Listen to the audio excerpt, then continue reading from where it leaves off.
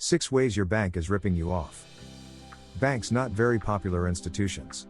Fairly or unfairly, the prevailing impression many folks have is that bankers are fat cats who make their fortunes at the expense of ordinary people. So here is how to choose a bank while avoiding being ripped off. However, instead of being mad at bankers, perhaps consumers should be mad at themselves. Time and time again, people let banks get the better of them through careless banking habits. Here are 6 ways people willingly give up money to their banks when they don't have to. 1. Savings account rates. Whether you use an online savings account or traditional brick-and-mortar one, savings account rates have dropped to nearly nothing. According to the FDIC, the average U.S. savings account pays a rate of 0.06%. That means a $10,000 savings account would earn just $6 a year in interest. That's hardly worth the trouble it takes to open an account. Why are deposit rates so low? Part of it has to do with the Federal Reserve's monetary policy of lowering interest rates to stimulate growth. Some of the blame has to go to consumer behavior.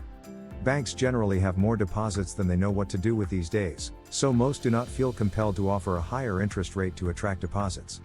What exacerbates the problem is that consumers are all too willing to settle for mediocre rates. While the average savings account pays just 0.06% in interest, some of the top savings accounts pay over 10 times that. If consumer behavior were a little more rational, deposits would flow toward the top-paying banks and away from the low-paying ones. This would force those low-paying banks to raise their interest rates or risk a severe drop in deposits. Unfortunately, too many bank customers fail to take an active approach to shopping for rates. Which means they settle for less than a tenth of the interest they could be getting. 2. CD rollovers. Let's give consumers the benefit of the doubt and say that they actually compare rates for certificates of deposit when they first open a CD. After that, though, too many people just let their CDs roll over automatically at the same bank, without even comparing to see if they could get a better rate somewhere else. If the bank knows a CD is going to roll over passively, do you think they will go out of their way to give it their best rate? Different banks have specials on CD rates that come and go. There is always a good chance of finding a better offer when your CD is due to mature. The nice thing about a CD is that, if you make the effort to shop for the best rate, you can then lock that rate in for the term of the CD. Besides missing out on the best CD rates, people who let their CDs roll over passively are also missing an opportunity to reevaluate the length of their CD terms. The right term depends partly on interest rate conditions and partly on your financial situation, both of which are likely to have changed since the last time you chose a CD. 3. Mortgage refinancing. This is another situation where banks are more than happy to benefit from a home court advantage. If they already have your business, they may feel less compelled to offer a better rate when you do additional business with them. Certainly, it is worth including your current bank in any refinancing comparison you make. If they still own your loan, which is far from a sure thing, they have already approved of you as a credit risk and so may be more likely to approve you for refinancing. At the same time, though, understand that mortgage rates can vary significantly from one lender to another. Also, risk assessment is a subjective thing. Some banks will feel more comfortable with you than others and thus offer you a lower mortgage rate. Don't let the convenience of refinancing with the same bank cause you to be locked into paying more mortgage interest than you need to for years to come.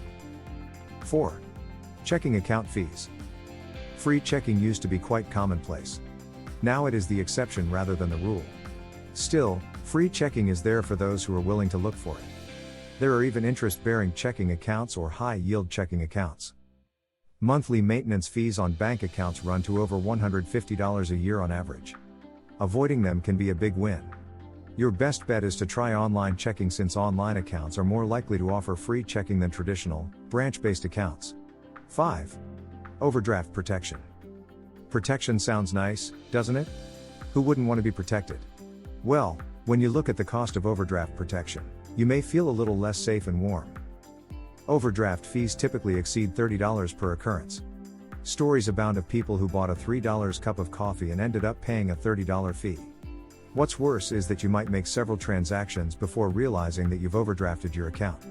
That means you'll pay multiple $30 charges. By law, all banks, including FDIC insured banks, are supposed to leave people out of overdraft protection unless they actively sign up for it. But banks actively encourage people to opt into overdraft protection when starting an account. It sounds like a benefit, but the inconvenience of having a transaction denied is less damaging than racking up multiple $30 overdraft fees. 6. Credit card rates. You know how interest rates generally have come way down in recent years? Well, apparently credit card companies didn't get the memo. The average rate paid on a credit card is about the same today as it was 7 years ago.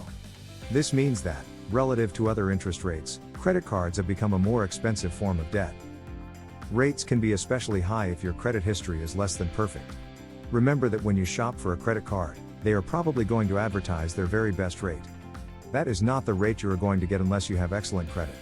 So before signing up for a card, find out what rate they would offer someone with your credit history. Overall, it is a mistake to think of banks as if they were all pretty much the same.